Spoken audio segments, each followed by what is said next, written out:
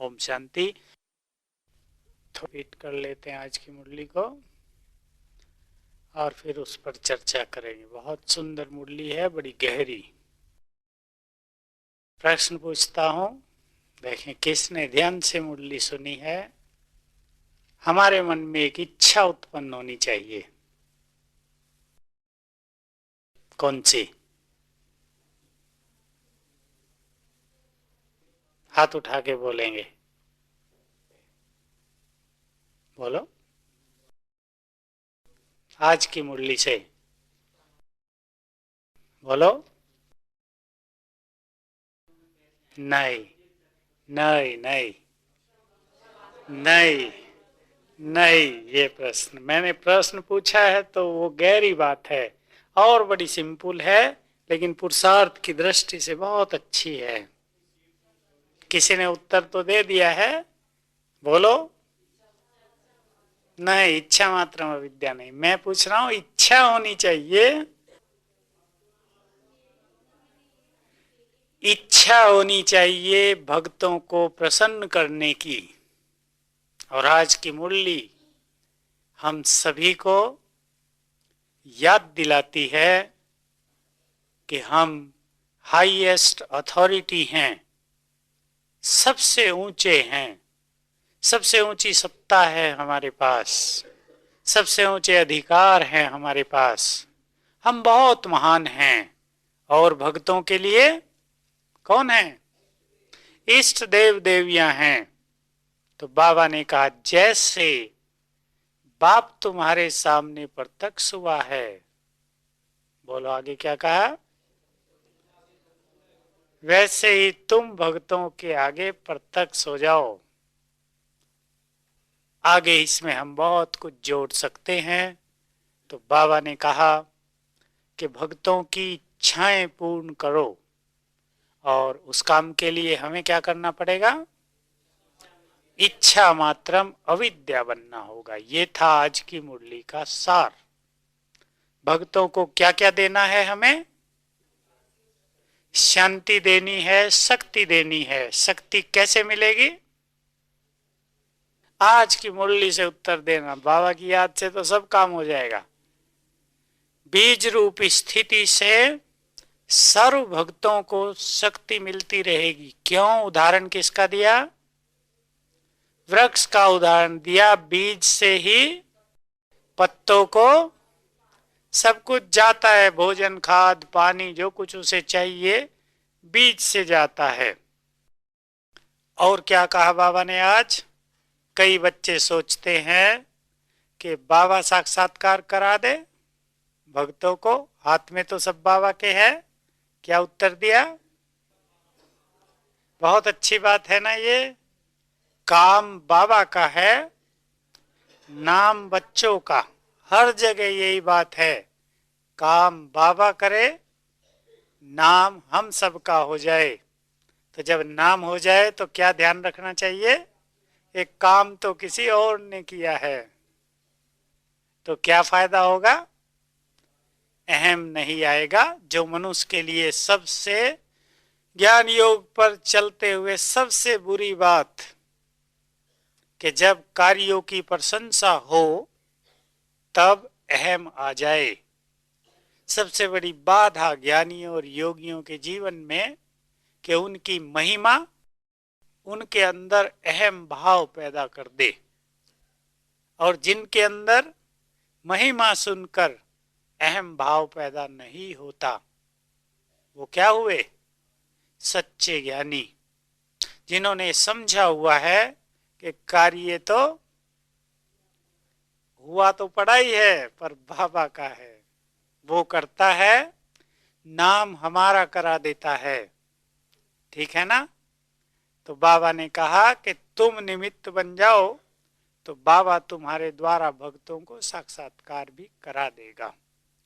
बाबा अपना कार्य हमारे द्वारा करता है, परंतु हम में से किसके द्वारा? हम में से किसके द्वारा कार्य करेगा? यहां इस हॉल में बिजली लगी है, परंतु उसको प्रकाश का रूप किसने दिया है? ट्यूब ने, स्विच ने, माइक, आवाज विस्तार से आपके सामने तक पहुंच रही है, उसका रूप दिया इस माइक्रोफोन ने। कोई कहे कि बिजली तो है ही, लाइट हो जाए, हो जाएगी? बाबा तो है, लेकिन वो अपने कार्य उन बच्चों के द्वारा संपन्न करते हैं जो अपने को उस कार्य के योग्य बना देते हैं। बाबा उन आत्माओं को यूज करते हैं जो समर्पित कर देते हैं अपने को। जिसने मैंपन समर्पित कर दिया उसको बाबा यूज करने लगता है अपने कार्य में। और जहां मैंपन रह गया, अहम रह गया, वहां बाबा यूज नहीं कर सकता। आज बाबा ने कहा अपने भाग्य के गुण गाते रहो। और किसके? और किसके? भाग्य विधाता के गुण गाते रहो तो गुण संपन्न बन जाएंगे। नया शब्द था ये, गुण गाओ तो गुण संपन्न बन जाओ अपने भाग्य के। और हमारे भाग्य में क्या क्या है जो आज कहा? जन्म लेते ही ताज, तिलक, तख्त और प्योरिटी का ताज। जन्म लेते ही किसी के सिर पे ताज रख दिया जाए तो उसका भाग्य कितना बड़ा हो गया। जन्म लेते ही बाबा से हम सभी को सर्व शक्तियों का वरदान मिल गया, प्योरिटी की गिफ्ट मिल गई। बहुत बड़ी गिफ्ट थी, जन्म देकर बहुत कुछ दे दिया साथ साथ, और कहा इन्हें बढ़ाओ, अब ये तुम्हारे साथ हैं, इन्हें यूज करो, अब ये तुम्हारे हैं, जैसे चाहे इनका प्रयोग करो।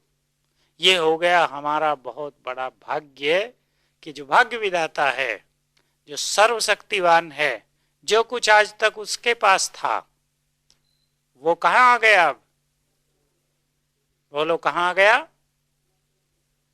किसके पास आ गया? बच्चों के पास नहीं आया। किसके पास आ गया?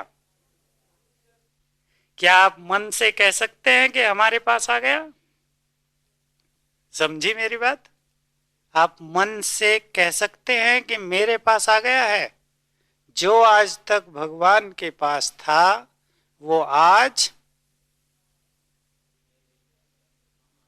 देख लो, अब सोच लो, अपने से पूछ लो, भले ही ना बोलो मुख से, पूछ लो। उसने तो कर दिया हमारे हवाले कि मैं क्या करूंगा, अब तक संभाल के रखा था तुम्हारे लिए, और अब तुम्हारा माल तुम्हारे पास, अब तुम इसे संभालो, यूज करो, आगे बढ़ाओ। तो इतना बड़ा भाग्य हम सबको उसने आकर दे दिया है। हमारा ताज, प्योरिटी का ताज दिनों दिन बढ़ता जाता है। कैसे? कैसे? कैसे? कैसे? नहीं, भाइयों ने बोल दिया, मन वचन कर्म की पवित्रता जैसे जैसे बढ़ती जाती है ये ताज स्पष्ट होता जाता है, बढ़ता जाता है। हमारे सिर पर ताज है जो हमें दिखाई दे, वो दिखाई देगा जैसे जैसे मन वचन कर्म में हमारी प्योरिटी बढ़ेगी। और प्योरिटी का संबंध, प्योरिटी की क्लास तो नहीं है, पर इतना ही कि किसी के पास बहुत अच्छी पवित्रता हो, बिल्कुल मन तक किसी ने पवित्रता को धारण कर लिया हो, लेकिन मन में ऐसे वैसे संकल्प ही चलते रहते हो, डिस्टरबेंस के, मान अपमान के, परचिंतन के, तेरे मेरे के, तो उसकी प्योरिटी की चमक चेहरे पर दिखाई नहीं देगी। प्योरिटी का ताज सिर के ऊपर नहीं है, चेहरे से झलकता है। और प्योरिटी बहुत अच्छी हो लेकिन संकल्प ढीले हों, व्यर्थ हों, परचिंतन अनुमान के हों, तो प्योरिटी होते भी प्योरिटी की झलक, प्योरिटी की शक्ति जीवन में नहीं आएगी। इसलिए प्योरिटी का एक बहुत विशाल अर्थ है, जब आत्मा सभी दुर्गुणों से मुक्त होकर निर्विकारी हो जाए। ऐसी पवित्रता की चमक भक्तों की इच्छाओं को पूर्ण करेगी। अंत में, टीचर से पहले जो मुरली थी उसके अंत में, याद प्यार के पास, तीन लाइनें बहुत ही सुंदर थी बाबा की मुरली में। क्या सोचो क्या नहीं सोचो, बोलो, जो हमें याद करना चाहिए। हाँ, क्या सोचो, माता जी ने ठीक बोला, देना सोचो, लेना नहीं, केवल लेना नहीं। बहुत गहरे अर्थ लिए हुए हैं ये तीनों महावाक्य। देने की सोचो, लेने की नहीं। अपनी नहीं सोचो, अपनी नहीं सोचो, भक्तों की सोचो। केवल शांति और शक्ति मांगो नहीं अपने लिए, लेकिन दो। अपनी इच्छाएं पूर्ण करने की न सोचो, अब भक्तों की इच्छाएं पूर्ण करो। बहुत सुंदर अर्थ है इन सब के। अर्थ तो सिंपल है, लेकिन अगर हम अपनी योग की स्थिति में लेना और देना साथ साथ करने लगे तो हमारा बीज रूप या शक्तिशाली योग बिल्कुल सहज हो जाए। ऐसा आप एक चित्र बना ले अपनी बुद्धि में कि मैं आत्मा जुड़ी हुई हूं सर्वशक्तिवान से, और मुझसे जुड़ी हुई हैं संसार की करोड़ों आत्माएं। एक चित्र बनाओ आप, रस्सी से स्थूल चित्र, धागे से हम जुड़े हुए हैं सर्वशक्तिवान से, और हमसे चारों ओर करोड़ों धागे निकल रहे हैं जिनसे जुड़ी हुई हैं करोड़ों भक्त आत्माएं। जो कुछ हम ऊपर से ले रहे हैं वो साथ साथ दे रहे हैं भक्तों को। इसका अर्थ ये नहीं कि हम खाली हो रहे हैं साथ साथ, कि आ रहा है और जा रहा है, खाली होंगे। भारत में तो बड़ी सहज रूप से सब लोग जानते हैं, धन भी देने से बढ़ता है। मैथमेटिक्स से लोग कहेंगे तुम्हारे पास 100 रुपए और 100 दे दिए तो 0 हो गया, लेकिन सत्यता यह है कि 100 देते ही वो 500 हो जाएगा।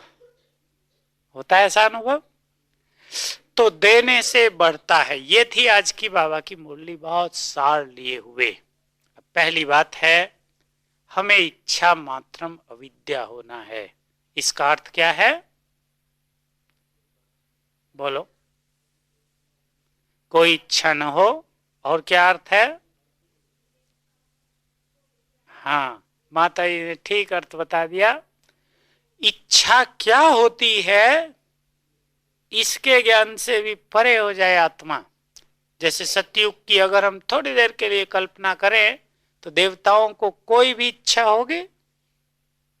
पता ही नहीं उन्हें, इच्छा शब्द नहीं है वहां की डिक्शनरी में। ये इच्छा शब्द द्वापुर के बाद निर्माण किया गया होगा। सतयुग त्रेता में ये शब्द नहीं था। ज्ञान ही नहीं था कि कुछ चाहिए भी क्या जीवन में। क्यों? क्यों? संपन्न थे, भरपूर थे। अब क्यों इच्छा है मनुष्य के मन में? खाली हैं। किससे खाली हैं? ये बहुत गहरी बात पर आप आ गए हैं कि किसी मनुष्य के अंदर इच्छाएं इसलिए हैं कि आत्मा गुण और शक्तियों से, ज्ञान और सुख से, शांति और आनंद से खाली हो गई है। और अगर हम इच्छाओं से मुक्त होना चाहते हैं तो क्या विधि हो गई? इन सब से स्वयं को भर लेना। एक है जबरदस्ती इच्छाओं का दमन कर देना, दूसरा है अभाव के कारण, पैसा ही नहीं है तो इच्छाओं को छोड़ देना। भाई पैसा ही नहीं, बाजार में जाएं देख के आ जाएं रोज, पैसा ही नहीं है क्या खरीदें? टीवी तो रंगीन बहुत अच्छी निकली है आजकल, कंप्यूटर आ गए हैं बहुत अच्छे अच्छे, छोटी छोटी चीजें बहुत घरों में सुख देने वाली बाजार में मिलती है, लेकिन पैसा नहीं है। हम कहेंगे हमने तो इच्छा ही छोड़ दी है। छोड़ो, क्या करना इन चीजों को। दमन करना या धन के अभाव से इच्छाओं का त्याग कर देना। तीसरी चीज, ज्ञान के द्वारा इच्छाओं का त्याग कर देना। वो भी एक स्थिति है कि हमें ज्ञान है कि ये इच्छाएं कभी तृप्त नहीं होती, ये इच्छाएं आत्मा को दुख देती हैं। इच्छाएं ज्यादा हैं तो समस्याएं ज्यादा हैं। जिसके पास ज्यादा समस्याएं वो जरा नोट कर लें इस बात को। इच्छाएं ज्यादा हैं तो समस्याएं ज्यादा हैं। इच्छाएं ज्यादा हैं तो शक्तियां नष्ट हो रही हैं। इच्छाएं ज्यादा हैं तो खुशी छीनी जा रही है। ये ज्ञान हो, इस ज्ञान के द्वारा हम इच्छाओं को छोड़ते चलें। ये एक स्थिति, लेकिन एक अच्छी स्थिति, सर्वश्रेष्ठ स्थिति है कि आत्मा ईश्वरीय सुखों में, आनंद में, पवित्रता के रस में, शक्तियों की प्राप्ति में, ईश्वरीय मिलन के आनंद में इतनी तृप्त हो जाए कि उसे कुछ इच्छा रहे ही नहीं। ये है सर्वोच्च स्थिति। अब हम देख ले कहां तक पहुंचे हैं और कहां तक पहुंचना है। इच्छाओं के दो स्वरूप, एक स्थूल चीजों की इच्छा और एक मनुष्य के जीवन में कुछ डिमांड, आवश्यकता महसूस करता है मनुष्य और कुछ डिमांड करता है, कुछ मांग करता है कि हमें ये मिलना चाहिए, ये चांस मिलना चाहिए, हमें यहां जाना चाहिए, हमें इस तरह के मौके मिलने चाहिए अपनी उन्नति के लिए। इस तरह की बहुत सी इच्छाएं जो तृष्णाएं बनकर मनुष्य के जीवन को भटकाती हैं। इच्छाओं को कहा गया है दूसरा शब्द तृष्णा, त्रस, प्यास। मृग के लिए दिखाया ना, सुनाई है सबने, मृग तृष्णा, मृग की त्रस, प्यास मिटती नहीं रेगिस्तान में और वो भटकता रहता है। मनुष्य की इच्छाएं भी तृष्णा जब बन जाती हैं तो वो मनुष्य को भटकाती रहती हैं और उनका कहीं अंत नहीं होता और मनुष्य असंतुष्ट रहकर जीवन की यात्रा पूरी कर देता। कभी भी उसे ये नहीं लगता कि उसके पास सब कुछ है। आप देख लो संसार में धनवानों के पास जाओ, बिल्कुल भूखे दिखाई देंगे आपको, भोजन से भूखे नहीं, इच्छाओं के कारण भूखे, अतृप्त। गरीब के पास जाओ, उनको कुछ दूसरी इच्छाएं होंगी। किसी को परिवार की इच्छा है, जिसके पास अच्छे परिवार हैं उनको उसमें सुख शांति की इच्छा है। जिसके पास परिवारों में सुख शांति है उनको किसी और चीज की इच्छा है। किसी को पद की इच्छा है, बिजनेस बढ़ाने की इच्छा है। इच्छाएं होनी भी चाहिए। अच्छी इच्छाओं का होना मनुष्य जीवन के विकास के लिए आवश्यक भी है, परंतु इच्छाएं मनुष्य को उलझा न दें। इच्छाएं हमारे उस लक्ष्य में बाधक न बन जाएं जिसके लिए ये जीवन मिला है। अब ये हमारा नया जीवन है। कब से नया जीवन है?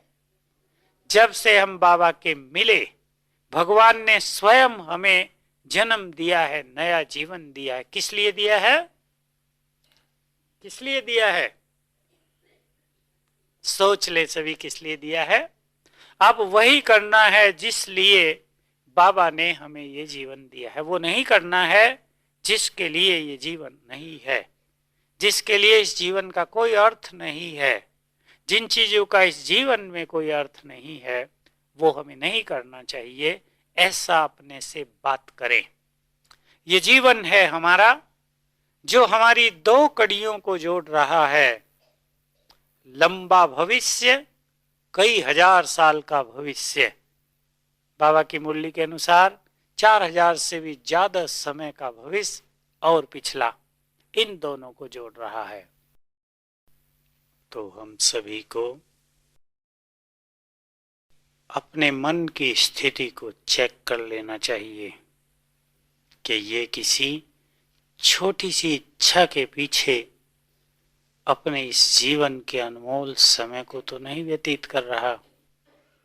कभी कभी मनुष्य के मन में एक बहुत छोटी सी इच्छा होती है और वो पूर्ण नहीं होती, सालों साल बीत जाते हैं। ऐसे भी कुछ लोग देखे गए हैं कि एक इच्छा के कारण परेशान रहता है मनुष्य सालों साल और वो कभी तृप्त नहीं होती।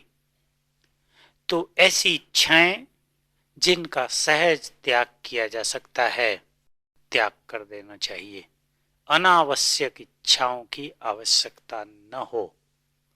आवश्यकता तो मनुष्य को हर चीज की महसूस होती है। कई मनुष्य ऐसे भी होते हैं दुनिया में, जो कुछ देख लिया वही चाहिए। बहुत लोग हैं ऐसे, जो अच्छा देख लिया वही चाहिए। और इच्छाओं के बारे में एक चीज और बहुत अच्छी है कि हम कोई बहुत अच्छी चीज ले आए, उसका सुख ले रहे हों, लेकिन दूसरे के पास वही चीज हो तो क्या होता है, सुख फीका पड़ जाता है। और अगर उससे जरा सी अच्छी चीज हो तो बिल्कुल ही सुख समाप्त हो जाता है। बहुत अच्छे कपड़े पहन लिए हों, लेकिन दूसरे को देखा इसके पास तो मेरे से भी अच्छे, तो खत्म हो गया सब। तो क्या करना चाहिए? इच्छा है कि हम इच्छा मात्रम अविद्या बन जाएं, क्योंकि बहुत बहुत बड़े काम हम सबको करने हैं, जो बाबा ने इस मुरली में दोहराया। ये बात अब से कितने साल पहले कही थी? 20 साल पहले कही गई थी। 77 की मुरलियां चल रही हैं।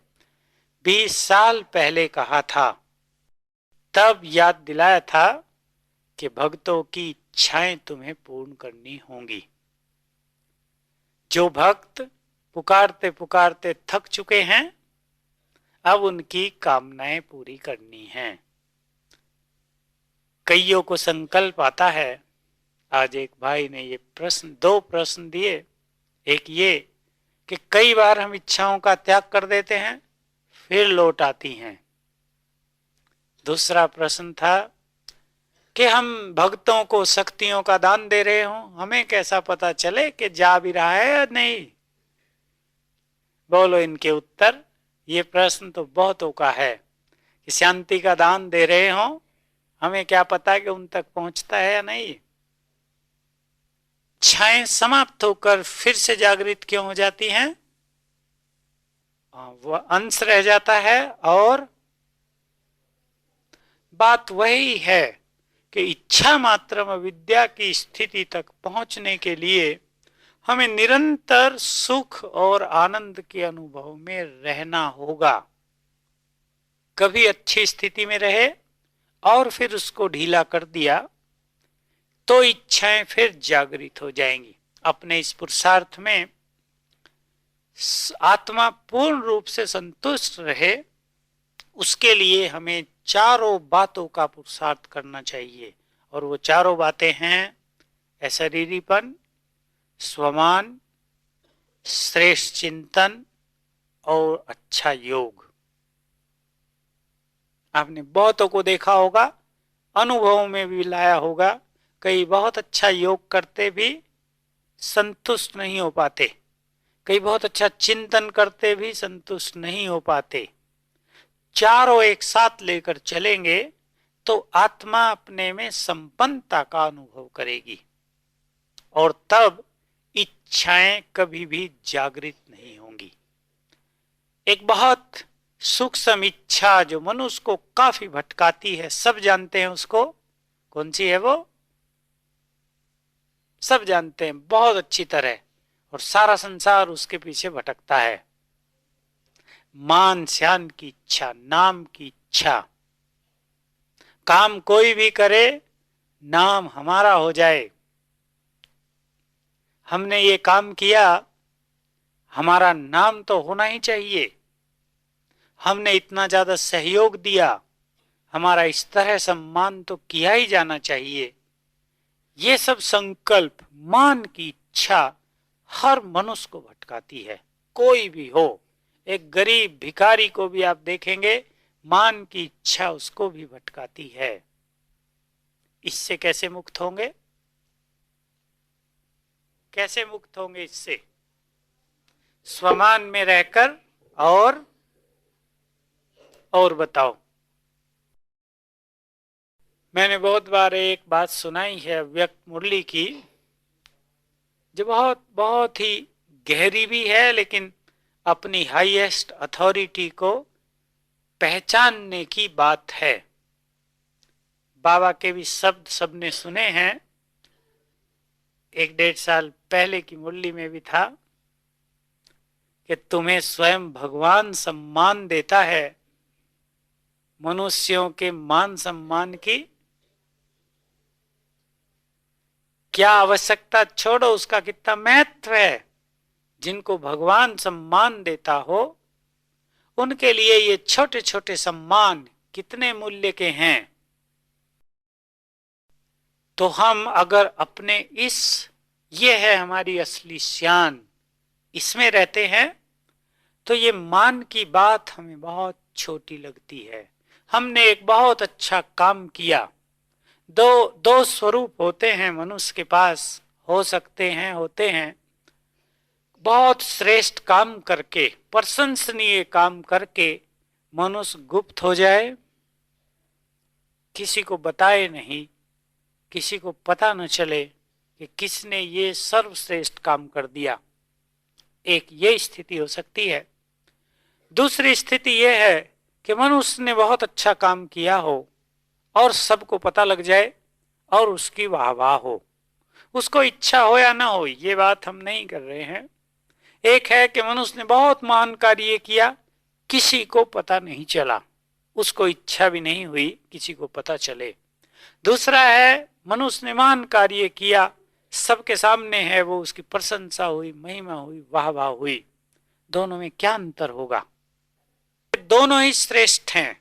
करने वालों को मान लो कोई इच्छा नहीं है, हो या ना हो, पर एक के कर्म प्रत्यक्ष हो गए और वाह वाह हुई, महिमा हुई, चारों ओर जय जयकार हुई, ऐसा कहें। दूसरे ने शायद उससे भी श्रेष्ठ कार्य किए थे, उसको इच्छा नहीं थी, किसी ने नहीं जाना।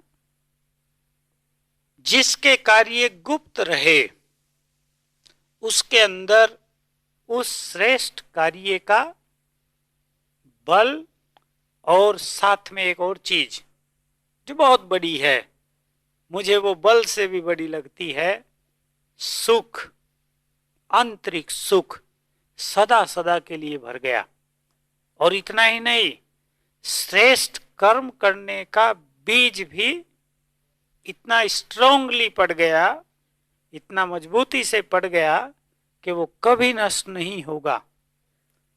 और आप एक चीज बहुत अच्छी तरह जानते होंगे, नहीं तो जान लेनी चाहिए, कि जो कर्म प्रत्यक्ष हो जाते हैं, जो कर्म महिमा में आ जाते हैं, उसका सूक्ष्म बीज आत्मा में नहीं पड़ता।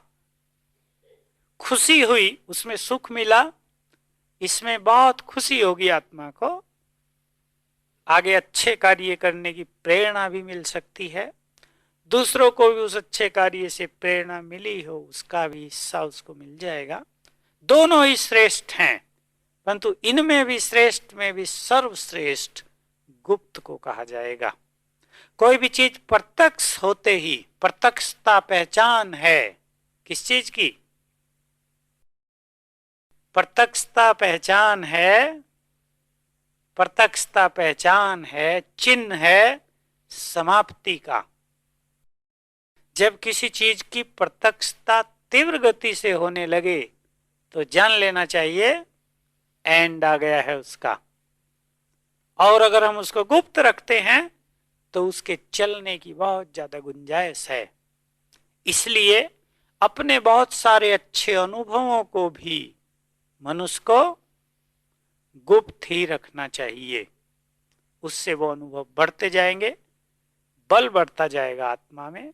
सेवार्थ कहीं बताया जाए तो भी इस ढंग से कि वो गुप्त रहे। ये एक बहुत डीप फिलोसॉफी है कर्म के पीछे, इसको हमेशा ही ख्याल में रखना चाहिए। तो मानस्यान के त्याग की बात हम कर रहे थे।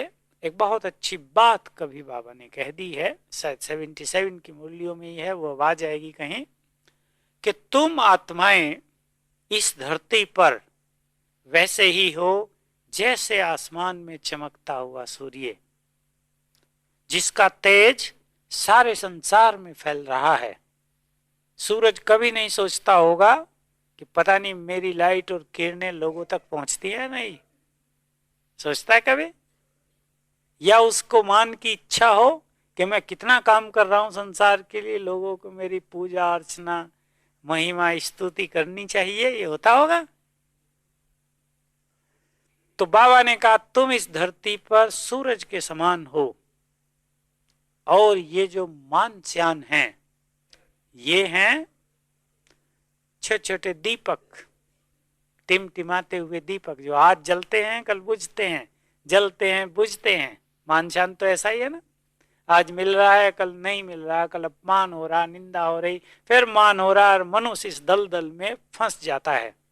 तो तुम हो सूरज जिसकी चमक से सारा संसार प्रकाशित होता है, जिससे संसार के करोड़ों भक्तों को लाइट माइट सुख शांति मिलती है। और ये मानस्यान है छोटे छोटे दीपक।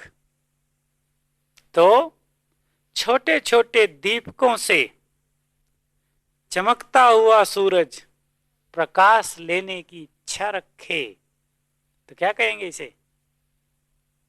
सुनने वाले क्या सोचेंगे? और जिनको मानस्यान मिलता है वो अपने अनुभवों से भी जानते हैं कि इनमें कितना सुख है। कितना है? अल्पकालीन कहा जाएगा। बहुतों को तो देखा कि स्टेज पर मान मिल रहा है, बड़े खुश हो रहे हो, और नीचे आते ही किससे लड़ाई हो गई। तो कितनी देर चली वो खुशी? हमारी खुशी और हमारा सुख किसी भी आधार पर आधारित नहीं होना चाहिए। अगर है तो वो आधार निकलते हैं और हमारा सुख भी, खुशी भी हिलने डुलने लगती है, वो स्थायी नहीं हो सकती। इसलिए हमारी खुशी हमारे हाथ में हो जाए, उसके लिए अपनी खुशी आधारित हो किस पर? हमारा सुख आधारित हो श्रेष्ठ स्थिति पर, बाबा की याद में, उसके ज्ञान में, उसके चिंतन में, जो विष्णु के लिए दिखाया है कि विष्णु जब शेष सैया पर लेटे हुए हैं तो उनके बारे में एक बात प्रचलित हुई है शास्त्रों में भी कि विष्णु गीता ज्ञान में मगन हैं, मगन।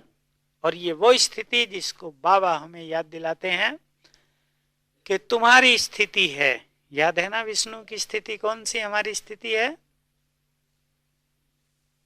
निश्चिंत। और बोलो, और बोलो। बहुत अच्छी बात है अगर हम ये चित्र अपने सामने बना लें कि सागर में लहरें उठ रही हों, कलियुगी विशेष सागर में तूफानों की, विघ्नों की, समस्याओं की लहरें उठ रही हों, सांप हों, सांप तो सब जानते हैं कौन से, लेकिन सांप छत्र छाया बन जाए और सागर की लहरें उसकी नींद को अर्थात निश्चिंतता को भंग न कर सके, ये हम सब की स्थिति है। जो ऐसी स्थिति को प्राप्त करेंगे वही विष्णु बन जाएंगे, विष्णु समान बन जाएंगे, विश्व महाराजन बन जाएंगे। क्योंकि सागर में लहरें तो बहुत हैं, लहरों का तो सबको अनुभव है, और सांपों की सेज भी है, लेकिन वो सांप छत्र छाया बन जाए और लहरें विचलित न करे, इसके लिए आवश्यकता है किसकी? गीता ज्ञान में मगन रहने की, गीता ज्ञान में मगन। और जिनकी ऐसी स्थिति है लक्ष्मी उनके पैर दबाएगी ही। इसका अर्थ हो गया? क्या अर्थ हो गया इसका? लक्ष्मी क्या है? धन संपत्ति उसके पैर दबाएगी ही, अर्थात उसके चरणों में आ जाएगी। उसको धन संपत्ति के पीछे भागने की आवश्यकता नहीं। तो हमें अपनी ऐसी स्थिति का निर्माण करना है। बीज रूप स्थिति के द्वारा हमें भक्तों को शक्तियां देनी है, शांति देनी है। बीज रूप क्या है इसके बारे में बहुतों के मन में बड़ा कंफ्यूजन है। बाबा के शब्दों में एक संकल्प में स्थित होना बीज रूप स्थिति है। आत्मा बीज है। किसका बीज है? किसका बीज है आत्मा? किसका बीज है? आत्मा किसका बीज है? आत्मा का तो बीज कोई होता ही नहीं, किसका बीज है आत्मा? संस्कार बनाने का बीज है। आत्मा बीज है सबसे पहले इस शरीर का, जो 84 शरीरों को चलाती आती है। बीज है, उसमें शक्तियां हैं। और कल्प वृक्ष का बीज कौन है? शिव बाबा है। और हम नहीं, अब आगे बढ़ो, हम हैं कल्प वृक्ष के भी मास्टर बीज। तो बीज से कल्प वृक्ष को डायरेक्ट ताकत नहीं जा सकती। जो बीज है सुप्रीम शिव बाबा, उसका कनेक्शन डायरेक्ट बीज से नहीं है। कैसे है? जो मास्टर बीज हैं उनके द्वारा है। शिव बाबा का कनेक्शन हम सब से, मास्टर बीज से, और हमारा कनेक्शन सारे कल्प वृक्ष से। शिव बाबा की शक्तियां आपे ही सारे कल्प वृक्ष में नहीं चली जाती। अगर चली जाती होती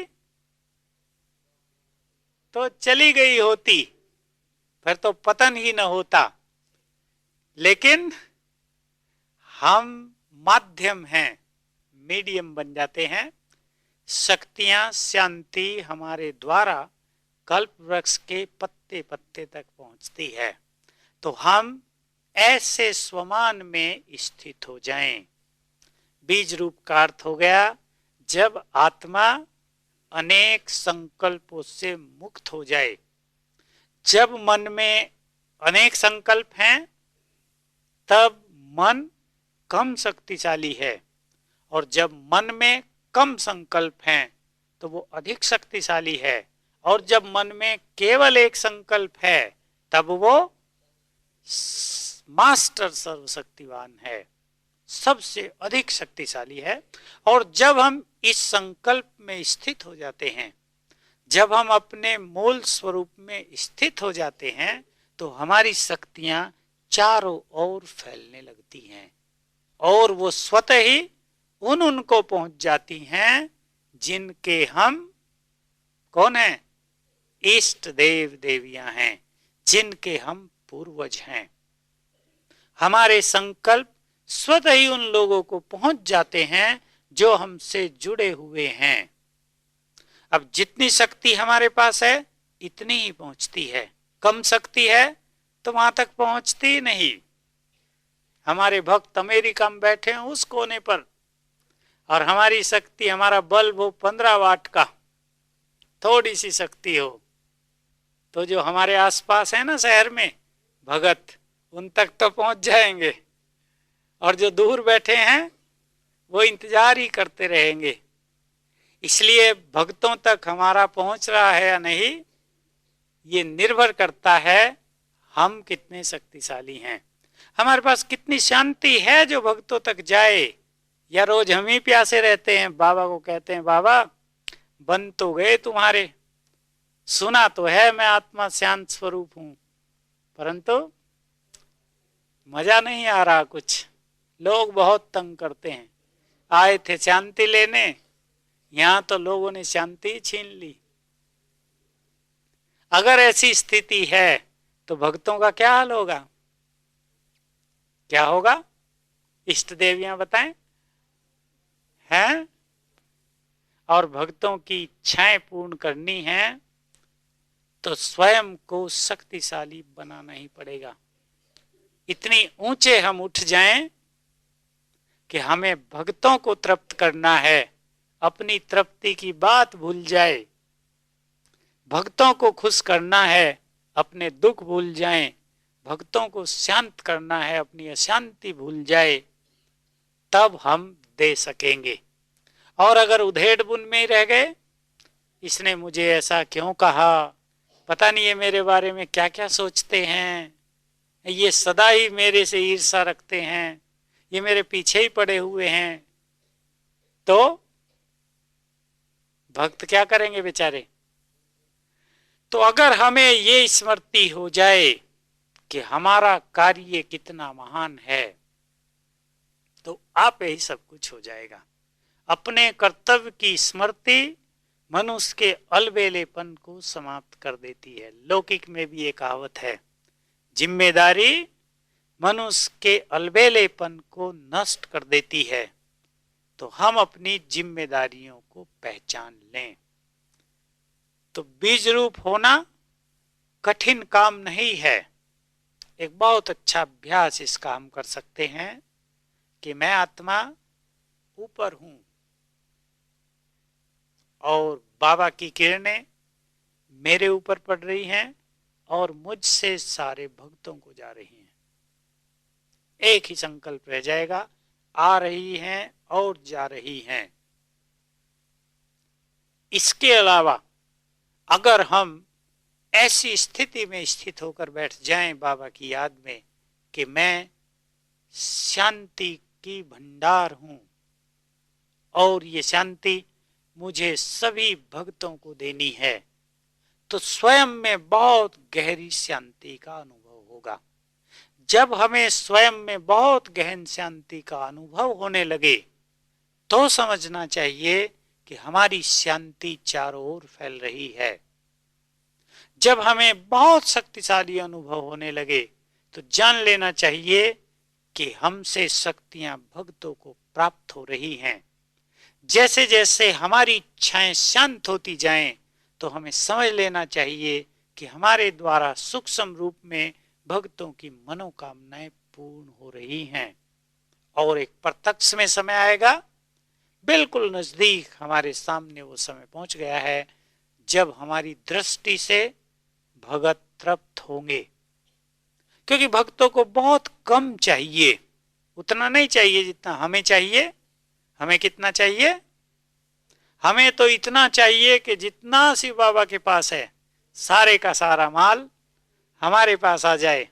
बटे नहीं कि उसके 9 लाख बच्चे हैं तो 9 लाख बांट लें आपस में, ऐसा नहीं। हरेक के पास फुल आ जाए, शिव बाबा ही उतर जाए नीचे, हरेक के पास सब माल पानी लेके आ जाए कि ये तुम्हारा। और भक्तों को कितना चाहिए? थोड़ा थोड़ा। उनको तो मांगने की आदत है, तो देने वालों को भी कितनी आदत है? थोड़ा ही देने की आदत होती है भक्तों को, तो मांगने वालों को। इसलिए दृष्टि से देंगे और दूसरा बोल से देंगे। एक एक बोल आत्माओं को तृप्त करेगा। और तीसरा संकल्प से देंगे। ये 3 रूप हो जाएंगे भक्तों की कामनाएं पूर्ण करने के लिए। अब सोच लेना है हमारे भाग्य की महिमा कितनी है और हमारे कर्तव्य कितने महान हैं। हाईएस्ट अथॉरिटी, प्योरिटी की पर्सनैलिटी से सजे हुए महान आत्माएं जिनकी ओर भक्त प्यासी नजरों से देख रहे हैं और सारा संसार देखेगा। भिखारी बनकर जिनके दर पर करोड़ों करोड़ों आत्माएं आ जाएंगी, जिनके चरणों में संसार की सारी धन संपत्ति आ जाएगी। ऐसे इष्ट देव और देवियां जिनके पीछे भक्तों की लाइन होगी, जय जयकार होगी, जिन्हें सम्मान प्रकट करने के लिए सारा संसार लालायित हो उठेगा। ऐसी महान हस्तियां, अथॉरिटी हम सब हैं। ये याद रखते हुए अपने स्वरूप में स्थित हो जाएं और कल आंख खुलते ही अपने भाग्य का गुणगान करते हुए कितना महान कार्य बाबा ने हमें दिया है इसका भी गुणगान करते हुए भक्तों को शक्ति और शांति का दान करेंगे, इस संकल्प से कि हम जुड़े हैं बाबा से और हमसे जुड़े हैं सारे भक्त। आ रहा है और जा रहा है। ओम शांति। अब इसी स्वरूप में बैठेंगे 3 मिनट के लिए, एकाग्र चित्त होकर सभी इसी में सो जाएंगे और इसी में उठेंगे। ओम शांति।